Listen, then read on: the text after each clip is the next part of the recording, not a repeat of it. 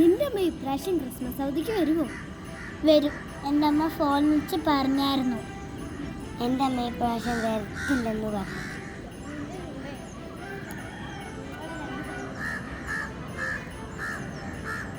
നീ അവിടെ എന്തെടുക്കാ? വരുന്നില്ലേ? നമുക്ക് പ്രാർത്ഥിച്ചിട്ട് പോയാലോ? ആ ബാ, നമുക്കും പോയി പ്രാർത്ഥിക്കാം.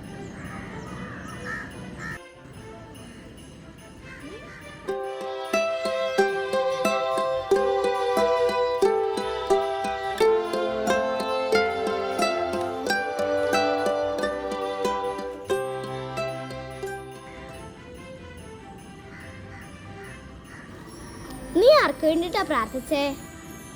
ഞാൻ എൻ്റെ അമ്മയ്ക്ക് വേണ്ടി.